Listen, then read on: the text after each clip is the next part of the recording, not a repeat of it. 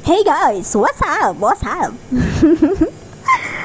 আসলে আমি একটু মজা করছি কারণ কি আমি অনেকেরই দেখি এরকম ইন্টু দিতে গিয়ে কত রকমের ডং করে, সো আমি একটু ট্রাই করলাম। ও বাই দ্য ওয়ে, আপনারা কেমন আছেন? আই হোপ ভালো আছেন, আমিও ভালো আছি। আর আমি আজকে যাচ্ছি আবার, মানে আমার সেকেন্ড ডে আজকে। সো যাইতেছি, আর সেকেন্ড ডেটা আমি অনেক দিন পর যেতেছি, প্রায় 5-6 দিন পরে, কারণ কি ওরা গ্যাপ দিছে। কারণ কি বলতেছে নাকি অনেক গরম পড়ছে, গরমের জন্য মানে 4-5 দিন অলরেডি গ্যাপ দিয়ে দিছে। তো ফার্স্টে যখন তো গেছি একটা ভিডিও বানাইছি, তো ওটা আমি তো দিছি, দেখছেন। সো এটা সেকেন্ডে ছিল। তো আমার মনে হয় যে ডেলি যদি করাই তো একটু বেশি ভালো হতো, গরমের জন্য ওই জন্য সেই জন্য কত রকমের মানে গ্যাপ যায়। তো আজকে মানে ট্রাই করতেছিলাম যে পাওটা উঠায় করব, মানে চালাবো।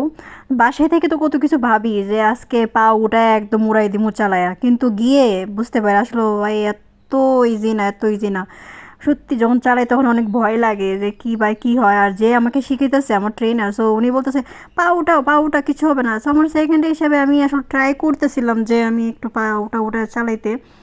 তাও সেদিন ফার্স্টে তো আমি শুধুমাত্র মানে পাওটা নিচে রেখে রেখে আমি চালাইছি, আর আজকে হালকা পাতলা পাও মানে ওঠাবার ট্রাই করছি।